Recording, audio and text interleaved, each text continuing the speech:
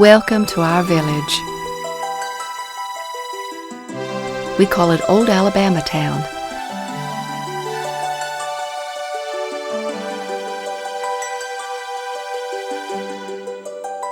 These streets conjure up visions of the past with actual buildings and furnishings of the time. Our village structures represent different styles of architecture,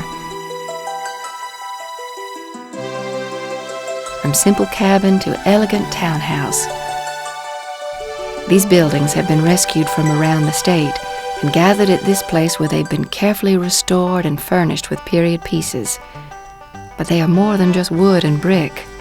Each one tells a story of the people who lived here, their needs, longings, and successes. In 1817, the lands of the Alabama Territory went on sale in Milledgeville, Georgia. Thousands of people bought land and poured into the region from surrounding states. Why would they leave the settled communities of the Carolinas and Georgia to trod to the frontier? They were struck by Alabama fever, that disease whose symptoms are the overwhelming desire to buy lands, develop them, plant cotton, and get rich. Shelter was the first priority for these pioneers. Since trees were plentiful, it was practical to build log cabins. At first, they were simple one-room structures with lofts for the children to sleep in. They offered little privacy or comfort for the family. Porches were extensions of the cabin, providing extra sleeping and working spaces during the heat of summer. Situated according to the sun, one porch offered a shady area for work in the morning, while the other gave shelter from the afternoon sun. Later, as a family grew and its economy improved, additions were made. A second room connected by a breezeway to the original one created a unique style of house called a dog trot because the family dog could run through the open passageway. In the 1820s, when lumber from mills around Montgomery became available, some families built graceful one- and two-story homes. Others enclosed the breezeways, creating large central halls, such as this one in Luca's Tavern.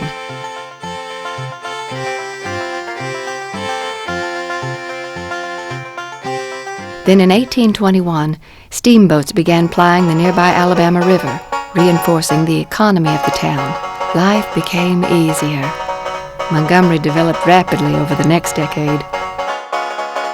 In 1846, the town wildly celebrated the news that Montgomery had won the prize it had been battling for since 1819, being named State Capitol. A columned Greek Revival Capitol building on a hill at the head of Market Street brought high-style architecture to the city. Architectural pattern books that illustrated the latest styles offered selections from which complete houses were built. Fashionable residences, such as this with its elegant cupola, lined city streets. Due to its location on the river, Montgomery became the marketplace for central Alabama. Cotton was the cash crop. From rural areas, wagons loaded to the breaking point with cotton came into Court Square to be auctioned. These bales were shipped down the river by steamboat to Mobile, where they were loaded aboard ships bound for England and other markets. By the 1850s, trains linked central Alabama to other parts of the country. People, goods, and ideas flowed. The Italianate style became popular.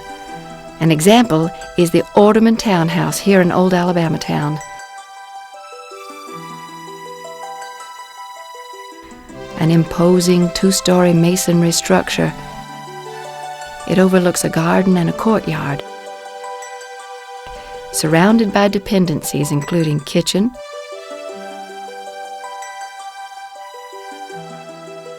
slave quarters,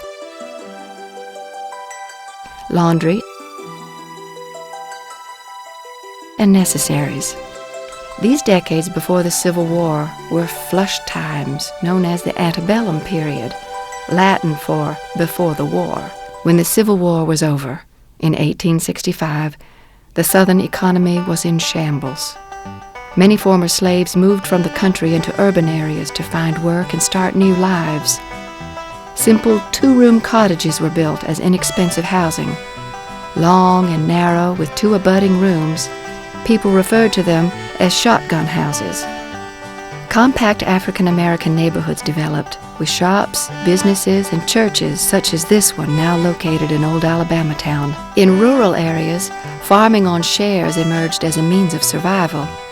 The Grange movement helped farmers improve their farming methods while urging them to grow more foodstuffs and less cotton. Education became increasingly important, with one-room schools such as this one spreading across the countryside. As you explore Old Alabama Town, enjoy finding these other fascinating buildings. A 19th century cotton gin, the miracle invention that separated the seed from the fiber and made cotton production feasible, and an early 20th century drugstore. Old Alabama Town is unique.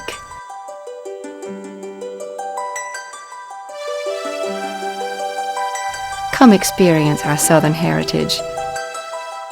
It's part of every American's history.